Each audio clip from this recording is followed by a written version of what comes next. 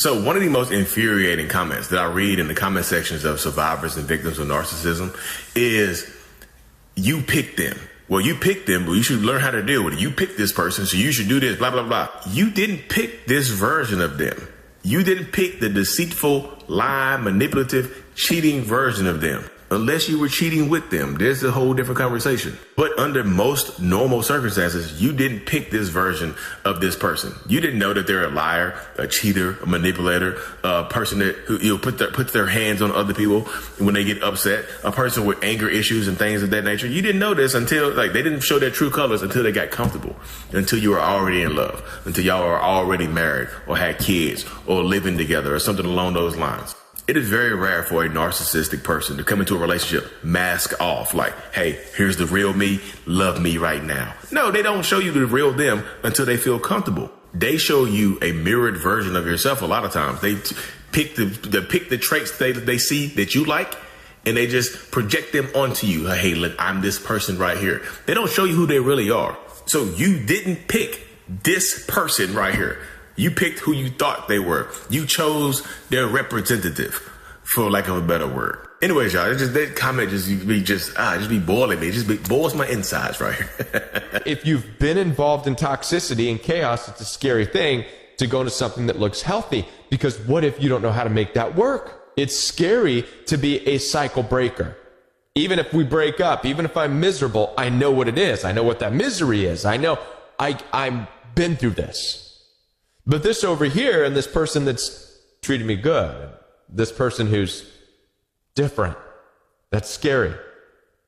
I don't know what to do. I don't know how to look at that. I don't know how to analyze that. I don't know what to think about that. So it's in these little strange, fearful ways that we live.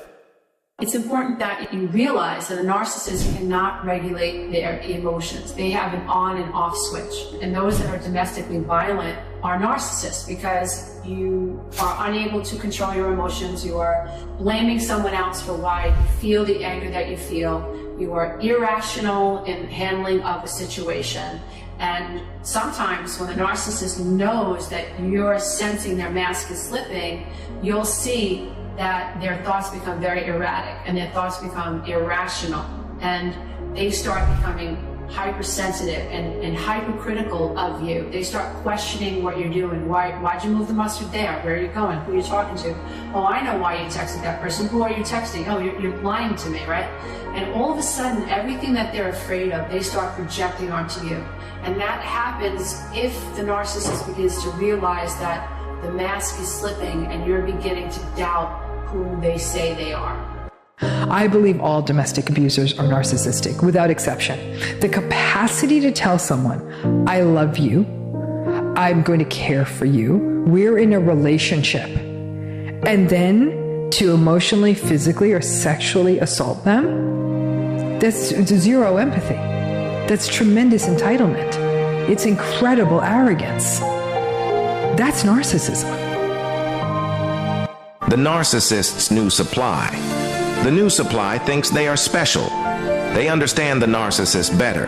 The narcissist tells them you treated them badly and you are crazy. The new supply thinks it will be different with them. They have not a clue on God's good earth what they are getting themselves into.